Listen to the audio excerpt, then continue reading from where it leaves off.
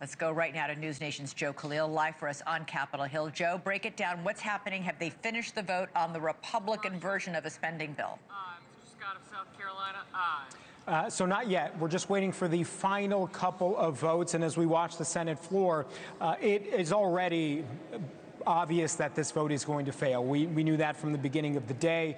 As they continue to count here, I am looking at a tally that says 44 no votes, which already is more opposition than you would need to ultimately kill this bill. So it is not going to pass. Bottom line, we are headed for a shutdown, Elizabeth. And both sides, before they even came to the floor, and even in the last couple of days, have sort of been dug in and resigned to the fact that that is where we were. The discussion no longer is whether you can avoid a shutdown in these last couple of hours, a Hail Mary miraculous type situation.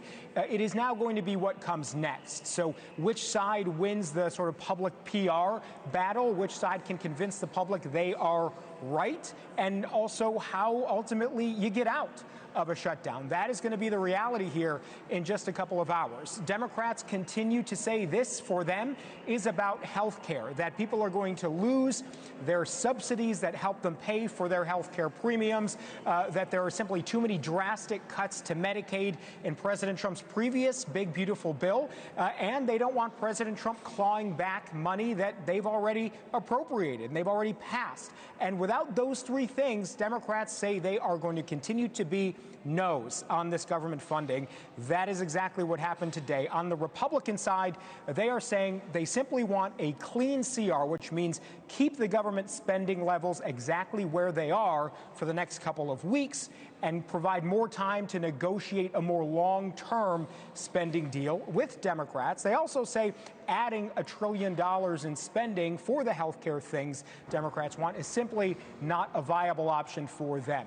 Neither side has blinked. We have the vote now, and we are seeing that. Take a listen to some of what we've been hearing from both sides of the aisle today, just a couple of hours before they took this vote. What is the way out if we do wake up tomorrow in a shutdown? For there to be real negotiations about how to fix the high increases in health insurance rates. I've talked to a dozen Republicans who are willing to work on reforming and extending the Affordable Care Act subsidies. Most folks don't know that right over the horizon in the next month, we're going to see big increases in health care costs. It's a consequence of decisions Republicans made months ago in their big, beautiful bill. Well, right now, there's no negotiation. It's a shakedown. The Democrats have asked for $1 trillion of additional spending, and they want it all for just a 4-week opening of the government. That's absolutely ludicrous. So, Elizabeth, it's unclear how long this lasts. The conversation very quickly is going to shift, if this is a prolonged shutdown, to the impacts to real people. We're talking about federal workers, potentially hundreds of thousands of them losing their jobs. Some may be furloughed. Some, as we've heard from the OMB director, the Office of Management and Budget, some may be fired permanently. And that could cause some real pain throughout the economy. We're also looking at federal programs. People rely on payments that, may be stalled, may be affected in some ways. So those conversations will continue to happen if this is a longer shutdown like we saw back in 2018. Right now, there is no clear strategy as to how to get out of where Congress is right now. Yeah, fair to say, Joe, that folks in America might not be paying a lot of attention to this tonight or in the last few days, but they will increasingly so as each day passes with the government shut down. And Republicans control the White House and both chambers of commerce. In the Senate, however, Republicans need 60 votes. They don't have 60 Republican members. That's the problem. Yeah, that's the challenge for them. And so you're going to see that. They need at least 7 Democrats, assuming that all Republicans stay on the same page.